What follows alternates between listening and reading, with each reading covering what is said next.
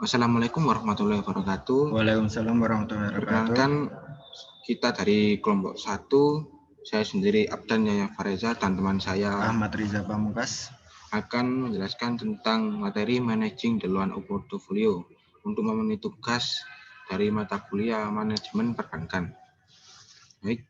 Pengertian Managing the Loan Portfolio merupakan suatu pengelolaan portofolio kredit yang bertujuan mengendalikan risiko strategis yang terkait dengan aktivitas pengkreditan bank, dan jika keputusan strategis atau taktis yang tidak tepat tentang standar penjaminan emisi dapat membahayakan masa depan bank.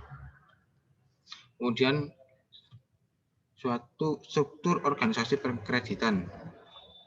Struktur organisasi merupakan suatu wadah atau tempat di mana orang-orang saling berhubungan antara yang satu dengan yang lain yang memiliki tanggung jawab dan wewenang untuk mencapai visi dan misi yang sesuai dengan aturan-aturan. Kemudian pengertian loan officer sendiri merupakan seorang yang membantu pinjaman mendapatkan pinjaman seperti hipotek dari bank atau pemberian pinjaman lainnya. Pinjaman petugas sering bekerja secara langsung baik untuk lembaga bank atau pinjaman dan dapat membantu dalam menentukan kelayakan pinjaman. Kemudian kebijakan pengkreditan. Kebijakan pengkreditan merupakan suatu ketentuan atau prosedur yang disusun untuk dijadikan suatu pedoman bagi pejabat kredit atau loan officer melalui proses pemutusan kredit. Kegunaan kebijakan pengkreditan yang disusun secara tertulis dapat membantu manajemen bank umum untuk melaksanakan standar-standar pengkreditan. Kebijakan umum pembagian mencakup unsur kredit terdiri dari kepercayaan, waktu, risiko, dan prestasi. Kemudian pendelegasian wewenang. Wewenang pemberian kredit pada prinsipnya dapat didelegasikan oleh direksi kepada pejabat-pejabat individu, termasuk kepala cabang, kelompok-kelompok, dan komite kredit yang ada di bank. Wewenang pemberian kredit untuk seorang loan officer tergantung pada sifat dan jenis kredit. Misalnya, dengan tanpa jaminan, tanggung jawab, pengalaman, serta kemampuan setiap masalah. Kemudian komite kredit. Komite kredit dari keanggotaan atau loan officer memiliki tugas untuk meneliti semua permohonan kredit yang jumlahnya melebihi maksimum wewenang pemutusan persetujuan masing-masing pejabat, atau karena adanya kasus-kasus khusus dalam pengkreditan, misalnya yang berkaitan dengan fasilitas kredit line. Kredit line ini merupakan jumlah pramapan kredit kepada peminjam dengan pemberi pinjaman yang meminjam dapat menarik lawan sesuai kebutuhan. Kemudian tugas dan jenis komite kredit. Komite kredit sangat penting bagi setiap bank karena komite ini memeriksa dan menilai permohonan kredit dan kredit-kredit yang mulai bermasalah. Dalam bagian ini, biasanya bank-bank yang berskala besar dengan portofolio kredit dan jumlah nasabah yang banyak memiliki dua komite yang terdiri dari komite kredit direksi dan komite senior kredit. Kemudian, komite kredit direksi beranggotakan presiden direktur, pejabat senior kredit, dan beberapa anggota direksi. Tugas komite kredit, yakni meneliti dan menilai permohonan kredit baru yang berjumlah besar, meneliti dan menilai permohonan perpanjangan kredit dan alasan perpanjangan tersebut. Kemudian yang ketiga, meneliti dan menilai semua kredit yang mengalami kemacetan untuk mengetahui dan menentukan sebab-sebabnya. Kemudian yang keempat, meneliti apakah semua pemberian kredit tersebut telah sesuai dengan kebijakan pengkreditan bank yang bersangkutan. Dan yang kelima, memeriksa kelengkapan dokumen-dokumen kredit. Dan yang terakhir, memeriksa konsistensi perlakuan terhadap pemberian kredit. Kemudian komite kredit direksi bertugas antara lain sebagai berikut. Yang pertama, meneliti dan menilai permohonan kredit yang telah diputuskan oleh pejabat senior, biasanya permohonan kredit yang berjumlah besar. Kemudian yang kedua, membuat suatu penilaian akhir dari putusan-putusan yang diambil oleh komite pejabat kredit dengan menitik beratkan pada kredit yang berjumlah besar. Ketiga, meneliti dan menilai kredit yang telah jatuh tempo. Dan yang terakhir, memeriksa kredit-kredit yang telah mengalami kemacetan dan permasalahannya secara keseluruhan. Rapat komite kredit. Rapat komite kredit biasanya diselenggarakan secara mingguan. Masalah yang dibahas secara mingguan bisa yang pertama, permohonan kredit yang melebihi plafon wewenang masing-masing pejabat kredit. Kemudian ada juga segi positif dan negatif dari permohonan kredit yang melebihi plafon wewenang tersebut. Dan ada juga mengambil keputusan persetujuan atau penolakan permohonan kredit dari nasabah yang bersangkutan. Wilayah operasi. Kebijakan kredit harus mempertimbangkan batas wilayah operasi bank. Permasalahan kredit di luar utama operasi bank harus benar-benar memperhatikan faktor-faktor antara lain tersedianya tenaga yang dimiliki, persaingan, permintaan kredit, hambatan peraturan, dana bank yang tersedia, penggunaan barang jaminan, dan sulitnya melakukan monitoring. Kemudian pengertian manajemen kredit. Proses pengelolaan kredit yang terdiri dari perencanaan jumlah kredit, penentuan suku bunga, prosedur pemberian kredit, analisis pengendalian kredit, sampai kepada pengendalian kredit macet. Sedangkan manajemen kredit ini merupakan bagaimana cara mengelola pemberian kredit, mulai dari kredit tersebut diberikan sampai dengan kredit tersebut lunas. Pengertian kredit sendiri itu menurut UU nomor 10 tahun 1998 pasal 1, penyediaan uang atau tagihan yang dapat dipersamakan dengan itu berdasarkan persetujuan atau kesepakatan pinjam-pinjam antara bank dengan pihak lain yang mewajibkan PO. Sedangkan kredit merupakan penyediaan uang atau tagihan yang dapat disamakan dengan itu berdasarkan kesepakatan pinjam-meminjam antara pihak bank dengan pihak lain yang mewajibkan pihak peminjam untuk melaksanakan dengan jumlah bunga sebagai imbalan. Tujuan kredit yang pertama, guna mendapatkan nilai tambah baik bagi nasabah sebagai debitur maupun bagi bank sebagai kreditur. Dua, salah satu instrumen untuk menjaga keseimbangan uang beredar di masyarakat. Terus untuk bagi nasabah, kredit digunakan untuk mengatasi kesulitan pembiayaan dalam meningkatkan usaha dan pendapat di masa depan. Sedangkan untuk uang, pemberian kredit akan menghasilkan pendapatan bunga sebagai pengganti harga dari pinjaman itu sendiri. Fungsi kredit. Kredit dapat meningkatkan daya guna, kemudian meningkatkan peredaran lalu lintas uang sebagai salah satu stabilitas ekonomi, menimbulkan kegairaan berusaha masyarakat sebagai jembatan untuk meningkatkan pendapatan nasional dan merupakan sebagai alat penghubung perekonomian internasional.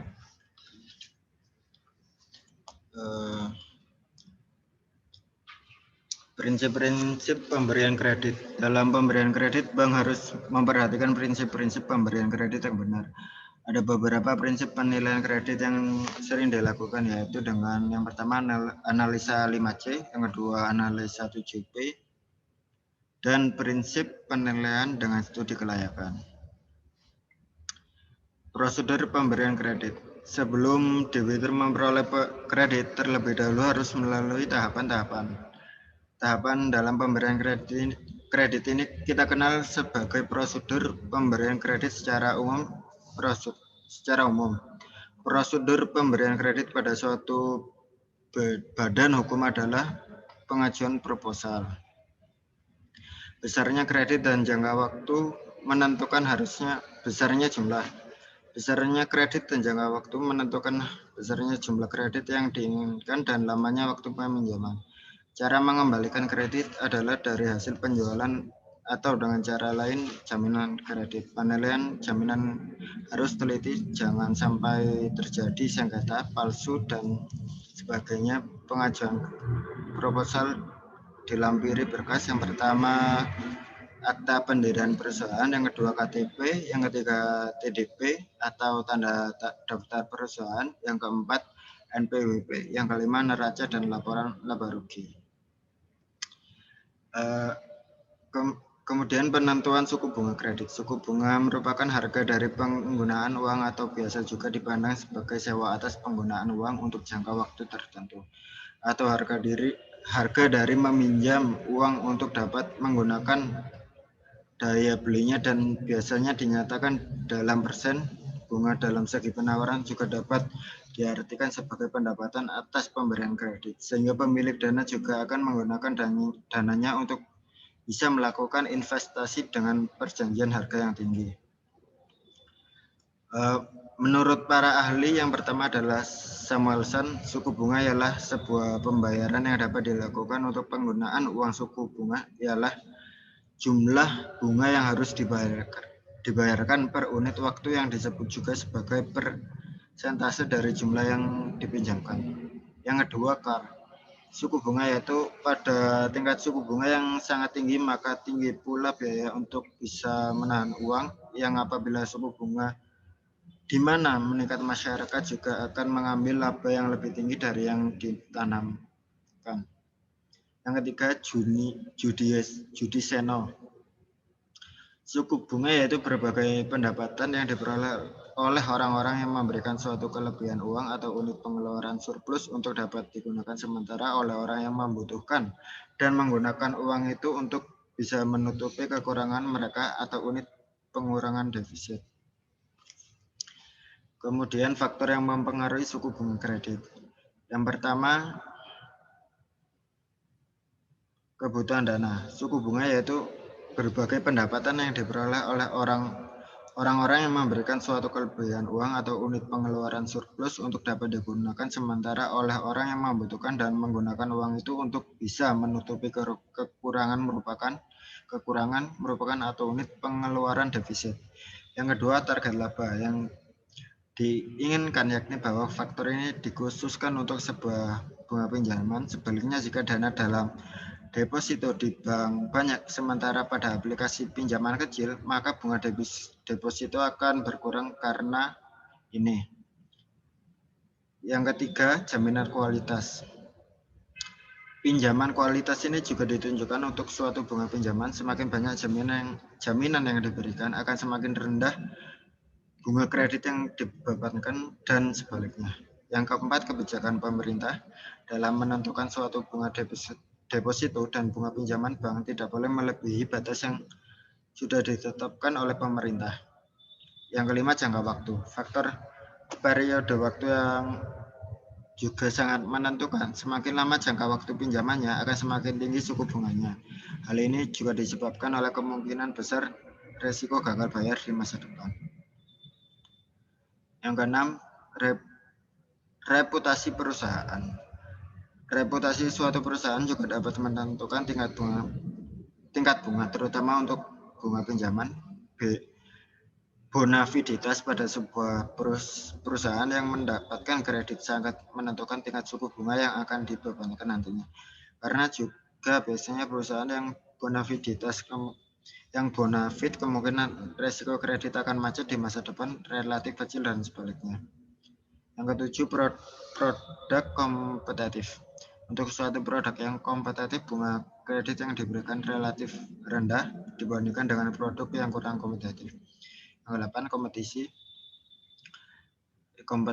kompetisi dalam suatu kondisi ketidakstabilan dan kekurangan dana, sementara tingkat persaingan untuk berbagai dana simpanan cukup ketat, bank harus bersaing keras dengan bank lain untuk pada bunga pinjaman itu harus di bawah bunga pesaing sehingga akumulasi dana ini dapat disalurkan meskipun margin laba menyusut. Kemudian jaminan pihak ketiga, pihak yang akan memberikan jaminan kepada bank untuk menanggung semua resiko yang dikenakan pada penerimaan kredit. Biasanya jika pihak yang sudah memberikan jaminan bonafid baik dari segi kemampuan membayar, dapat baik dan loyalitas kepada bank, maka bunga yang akan dibebankan juga berbeda. Kemudian fungsi suku bunga kredit yang pertama, membantu aliran pada tabungan menuju investasi untuk dapat mendukung sebuah pertumbuhan ekonomi. Yang kedua, mendistribusikan jumlah kredit yang sudah tersedia, umumnya dapat memberikan dana kredit untuk sebuah proyek investasi yang menjanjikan hasil tertinggi. Yang ketiga, menyeimbangkan suatu persediaan uang dengan permintaan uang dari suatu negara. Yang keempat, alat penting mengenai suatu kebijakan pemerintah melalui pengaruhnya terhadap pada jumlah tabungan dan investasi.